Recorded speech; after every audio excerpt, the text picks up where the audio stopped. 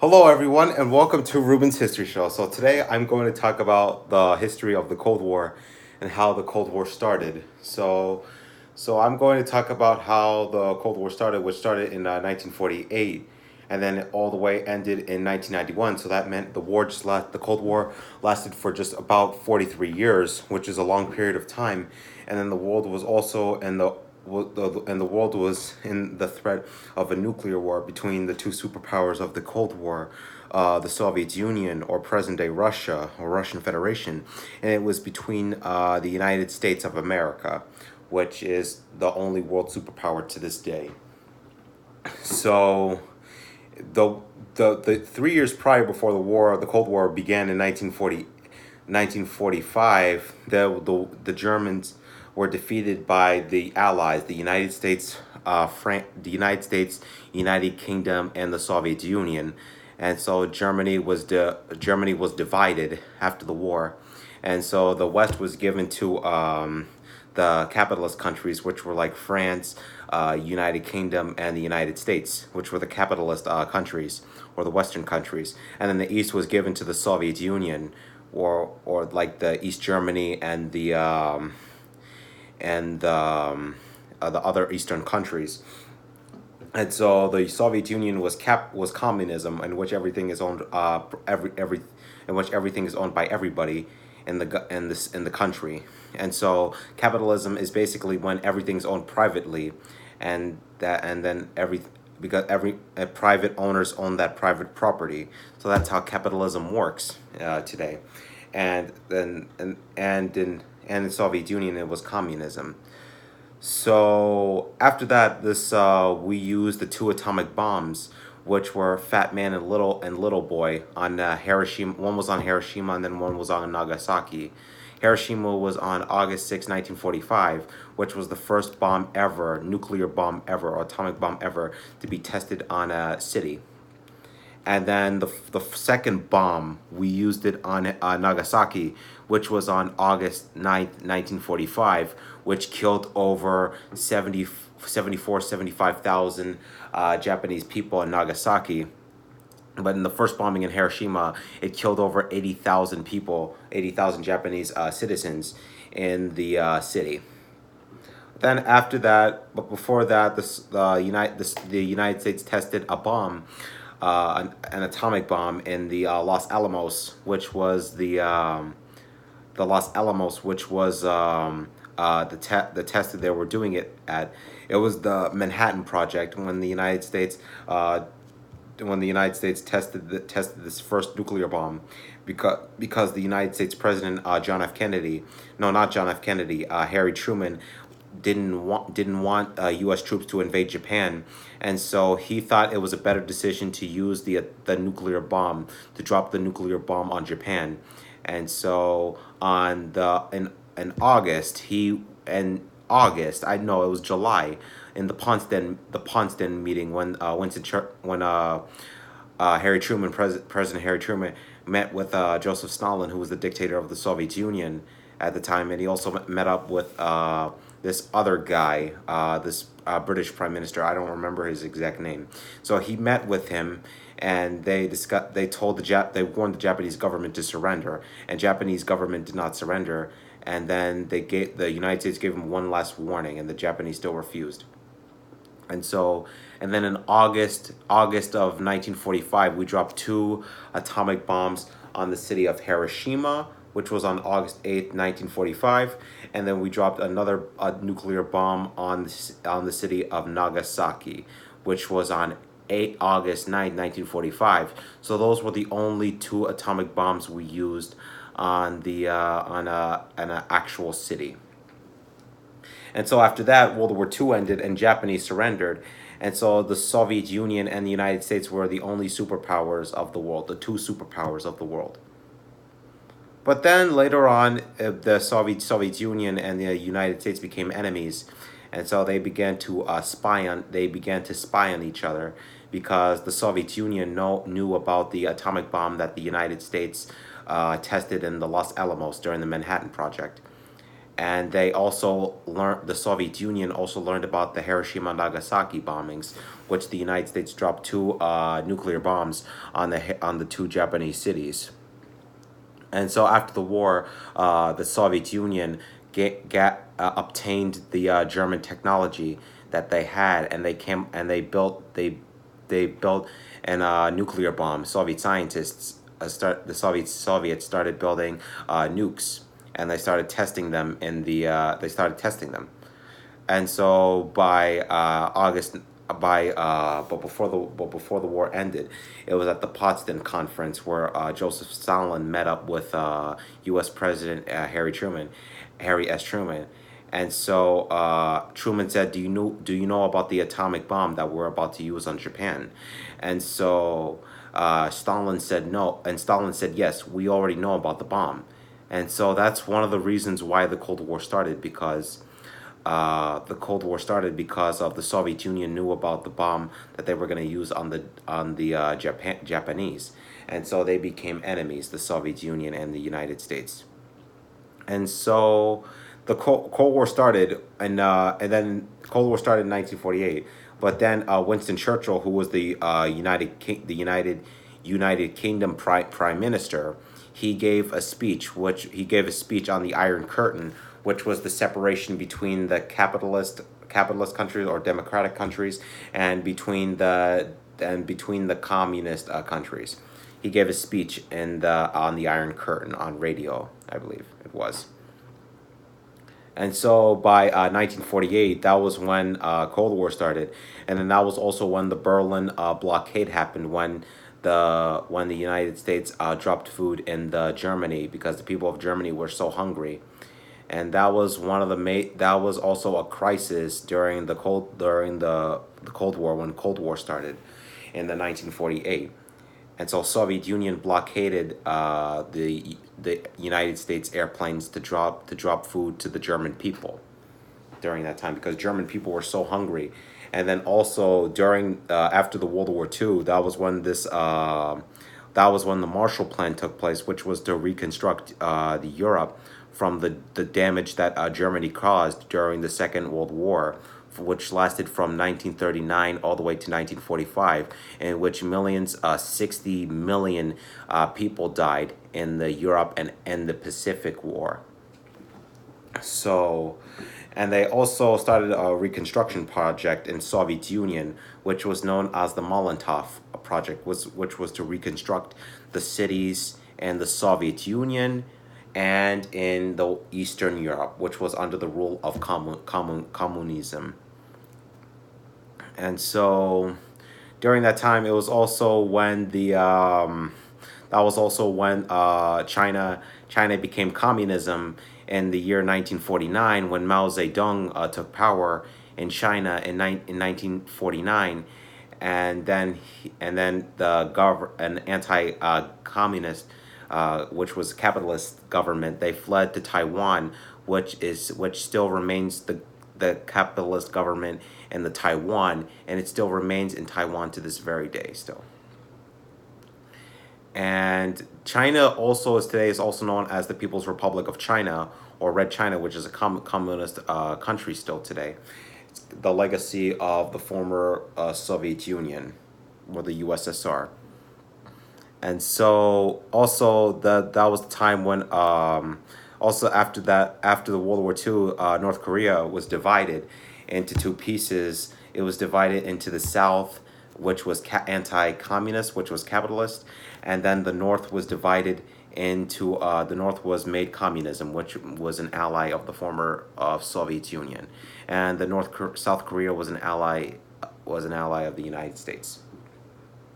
And so by 1950 was the time when North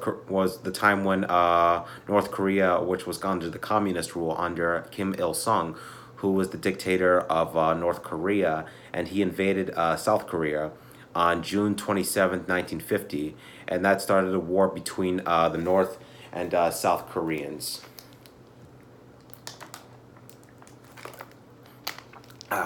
and that would last for 3 years. So the Korean War was thought between the South Korea, which was supported by the Western countries, United States, United Kingdom, and the West Germany, and the North Korea was supported by the Soviet Union, and the China, and East Germany, and all other communist countries, the Eastern countries that were allies of the former Soviet Union.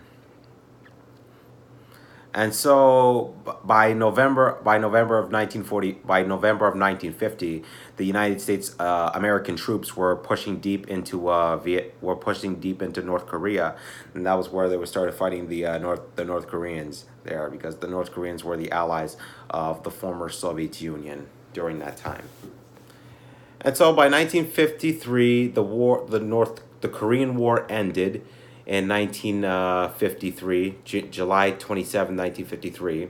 And so the war ended during that time, and the Korean War ended during that period.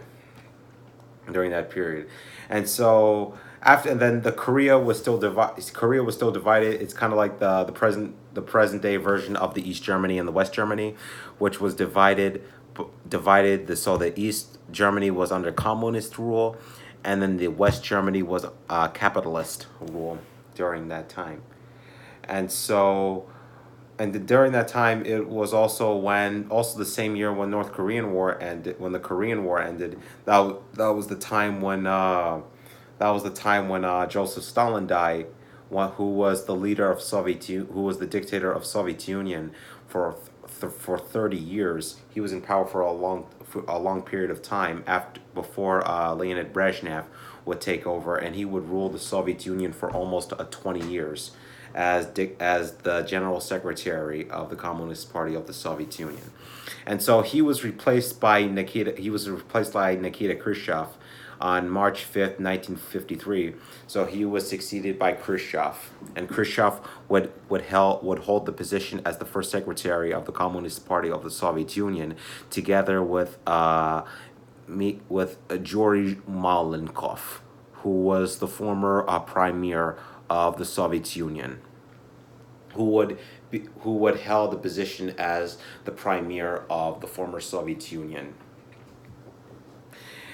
And so during that time, it was this when Eisenhower was the president. Also during that time in the 1950s, it was by 1953, I believe it was.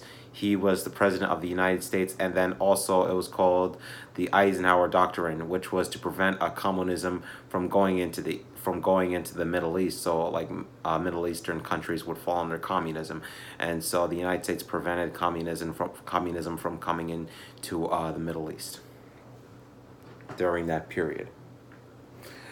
And so after that, it was Khrushchev who carried out this huge construction program all over Soviet Union, which was to create more apartment buildings so people could live in them, because people after World War II in Soviet Union were kind of poor, because some of the houses were destroyed in the Soviet Union by Nazi Germany when the Nazis were in the Soviet Union fighting against the Soviet troops, the Red Army in the Soviet Union. And so Khrushchev began a huge construction project all over that country, and a lot of people were living in apartment buildings so he could improve the lifestyle, life living conditions in the former Soviet Union. And so also during that time, that was also when the Vietnam War began, which begun in 1955, it begun in 1955, and it would last all the way until 1975. So that basically lasted for almost 2 decades. So the Vietnam War lasted for almost 2 decades. So it was about for 20 years. The Vietnam War was fought during that time. And then it was also known as America's War, or the resistance war against the United States. So the Vietnam War was fought between the North Vietnamese, which was communism, and then the South Vietnam, which was anti-communism. It was capitalist under the United States. And so there was also the North Vietnamese leader was Ho Chi Minh, who was the leader of the North Vietnam. But then in the 20 years later, the Vietnamese government would take over South Vietnam, and then whole Vietnam would fall under communist rule after the war ended in 1975. 20 years later. But then in 1960, and then also in the 50s, that was also the same time when the space race began. It was a competition between the Soviet Union and the United States. So that was a space race between United States and Soviet Union, in which they competed each other to go into the space, so they could get to the space first to for to get to the space before the Soviet Union does.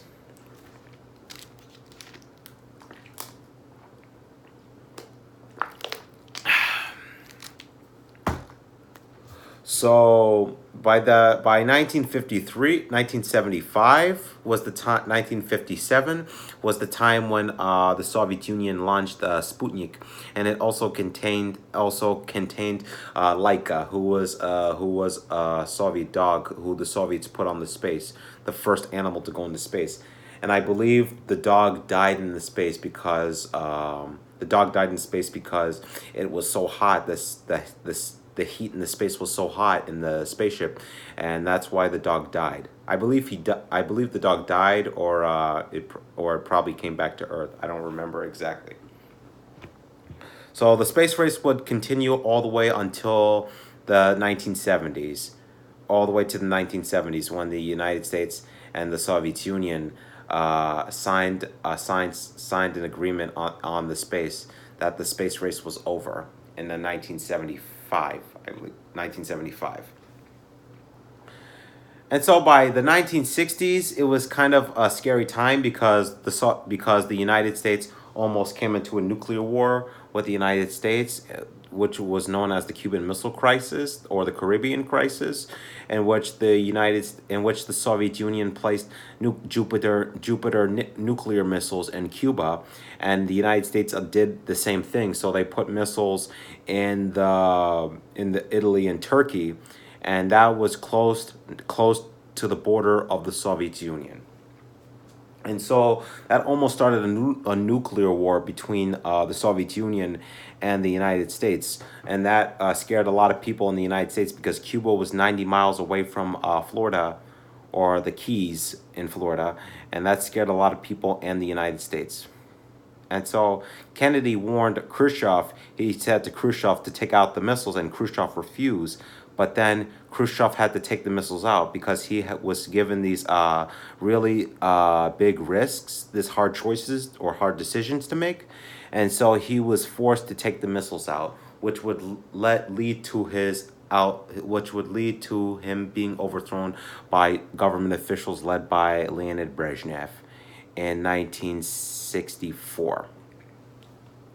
So, but before that, it was in 1960 when the United States airplane was flying over Soviet Union, and so Soviet Union shot down the United States U-2 spy plane, which was flying over the Soviet airspace, and so Soviet Union shot down the plane because it was flying in Soviet airspace, and then it crashed somewhere in the Soviet Union, and the pilot was captured alive, and he was put on trial, and he was sentenced to prison.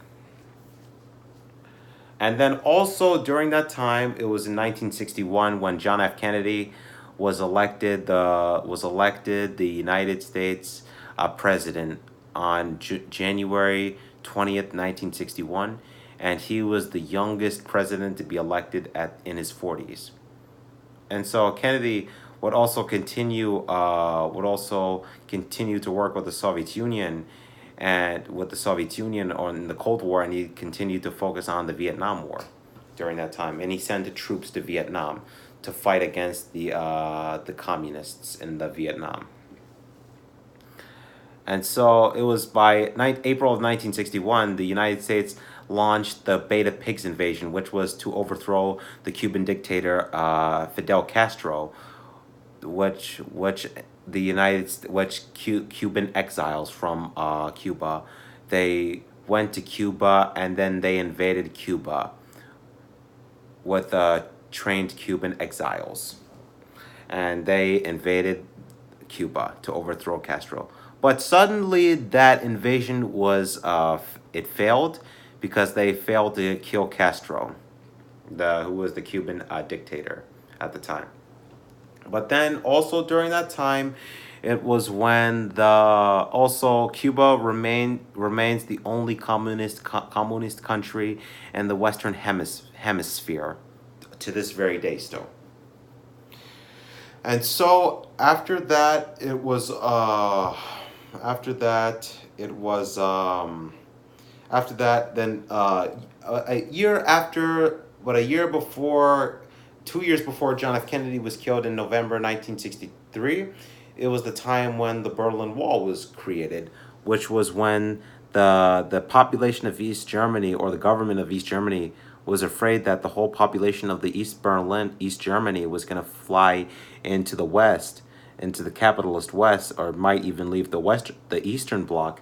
And so Soviet Union, or the government of East Germany, built the wall over the Berlin, and that prevented the East Germans from flying into the West, and that stopped them.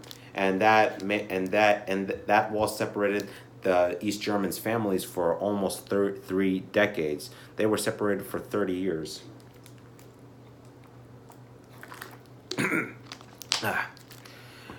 And the wall the wall was built in August of 1961, and the wall will be torn down by November 9th, 1989, and so the wall would remain there for some time.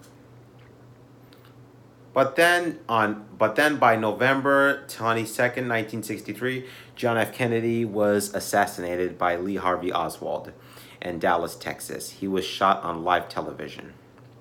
And there's actually some footages of John F. Kennedy being shot in the vehicle with his wife, and it's kind of horrifying because it was on live television. But then days later, the assassin who killed John F. Kennedy was shot by I'm trying to remember his name. Trying to remember his name. What it was. Ruby. That was his name. Jack Ruby. He shot Lee Harvey Oswald live on television as well, and so the assassin who killed U.S. President John F. Kennedy was killed. But then, JFK was succeeded by Lyndon B. Johnson, who would be the new president of the United States, and so he would also continue the Vietnam War, in which the Vietnam War was still continuing, and it would end in 1975 after the war started in 1955. But then in October of 1964, Comrade Nikita Khrushchev was removed from power because of his decisions he made during the Caribbean crisis, and he was replaced by First Secretary of the Communist Party of the Soviet Union, by Leonid Brezhnev, by Comrade Brezhnev. And he would hold the position as General Secretary until his death in 1982. So that meant he was basically leader for almost 20 years.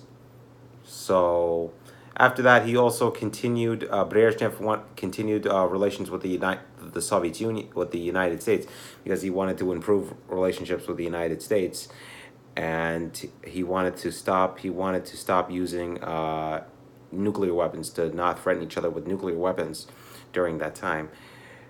And then it was also the same time there was the civil rights movement took place during the Cold War, in which the African Americans wanted freedom, and so they wanted freedom because they wanted to be equal like the white people, because they were separated for some time, and there was a law saying that black people cannot go with white people, and so. And then Martin Luther King marched on Washington D.C., and he gave a speech. He said, "I have a dream," and that on the March on Washington, and he gave a speech on the Washington.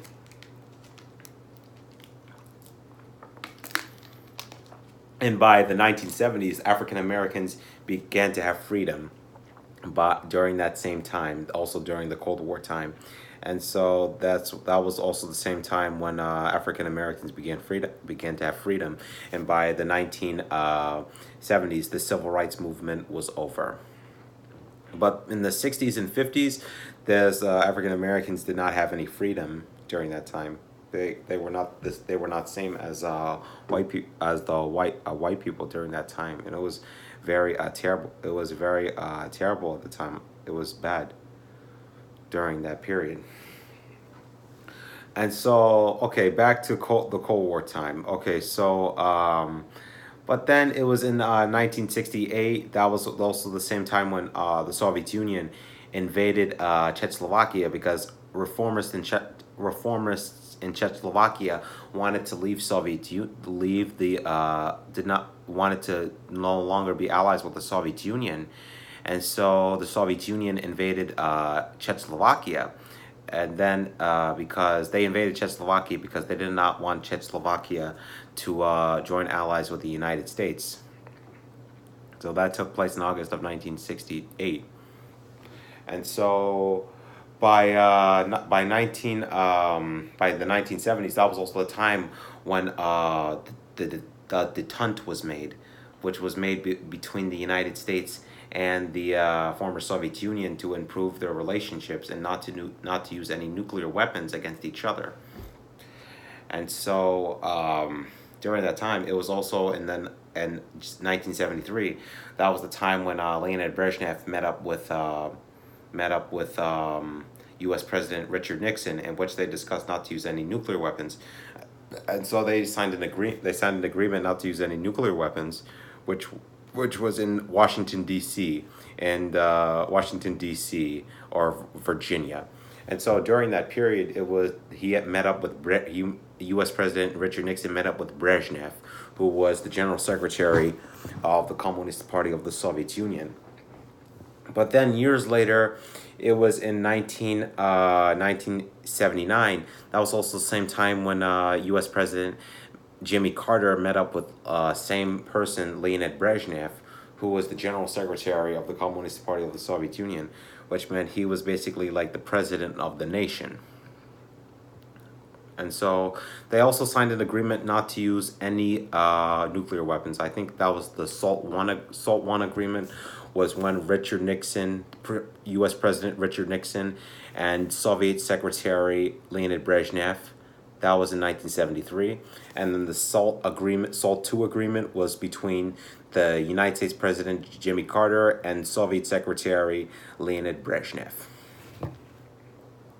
But then 6 months later, in December of 1979, that was the time when Soviet Union, under the leadership of Leonid Brezhnev, invaded Afghanistan, because Soviet government was afraid that the Islam, the Afghan religion, was going to spread into the Western Soviet republics like Kazakhstan, Uzbekistan, and Turkmenistan, and Tajikistan, and the other Western Soviet republics.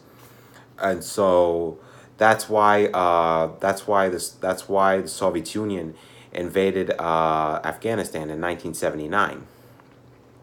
And so that also led to a huge corruption in Soviet Union, and that led to the slowdown of economy, and the economy was not going fast. They were not producing enough clothes and stuff. There was not a lot of stuff on the shelves, and that was horrible corruption in Soviet Union during that period. And that also led to the end of the detente. And by the early 1980s, that was the time when the Summer Olympics in Moscow was held in the 1979, which was boycotted by the United States, because the Soviet Union invaded Afghanistan in 1979, and that was the result why the United States boycotted the Summer Olympics in 1980, which was held in Moscow during that period. But then in 1973, that was the time when United States took out troops from Vietnam, because that was a terrible mistake what the United States entered the Vietnam War, because a lot of American troops were killed in Vietnam. And so by 1975, that was when the Vietnam War ended, because the fall of Saigon happened on April 30th, 1975, and all of Vietnam became under communist rule. So, but then it was in 1981. It was President Ronald Reagan was elected as the president of the United States after Jimmy Carter, who was the president from 1977 to 1981. So it was Ronald Reagan. He wanted to continue relations with the Soviet leaders, but then it was by 1982, November 10th, 1982, that was when Comrade Brezhnev died in Moscow at the age of 75. And so he wanted to continue relationship with two more old guys, which were Yuri Andropov, who was the former chief of the KGB, and Konstantin Chernenko. But then it was by 1983. That was when Soviet Union placed missiles into Europe, and the United States went on DEFCON 2, which was almost meant a nuclear war, and a lot of people in Europe were scared about it too. Soviet Union had nuclear missiles into Europe, and people in Europe were very scared about it during that period. That happened under the Andropov time, when Andropov was the general secretary of the Soviet Union shortly after Brezhnev's death in November 1982. So after his death, it was Konstantin Chernenko who would rule the country for 1 year. Andropov ruled the Soviet Union for 2 years, from 1982 to 1984. But then he was succeeded by Chernenko, who would be the general secretary of the Communist Party of the Soviet Union following his death. But then he did not have time to have a relationship with the United States during that time, because he died. The two men were not in power for a long time. They were in power for 1 to 2 years. And so no, Andropov was in power for 2 years, and then Chernenko was in power for 1 year, because they were so old when they died. But then the two men were succeeded by Mikhail Sergeyevich Gorbachev, who would end the war between the Soviet Union and the United States, the two superpowers of the Cold War. And during that time, he also launched his two reforms, which was Perestroika and Glasnost, which was to reform the Soviet economy and destroy the Soviet Union. Those were his two reforms. And also during that time, they also signed agreements not to use any nuclear weapons. The Soviet Union Premier or General Secretary Gorbachev, and U.S. President Ronald Reagan. And so they made they had a good relationships. They did not have a nuclear war between the Soviet Union and the United States.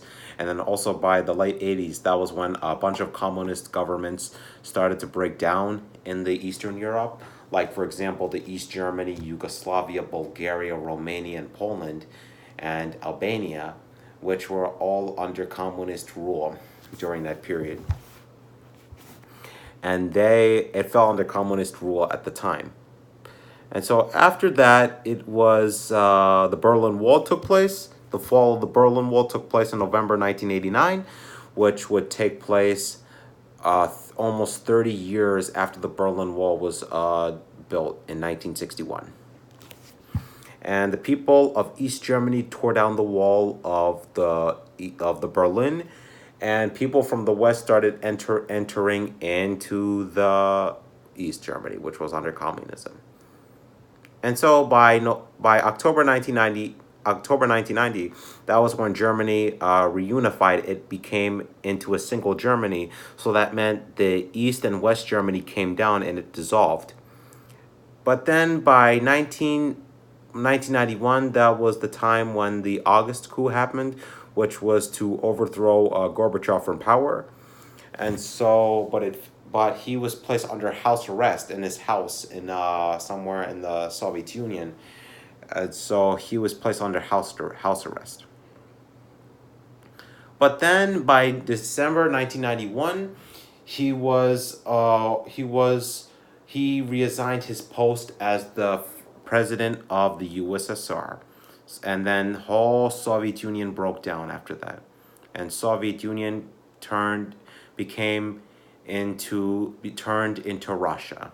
Now today it's Russia, because Soviet Union broke down during that time. And the only superpower in the world is the United States, and it still remains a superpower to this day. And so that brought an end to the Cold War.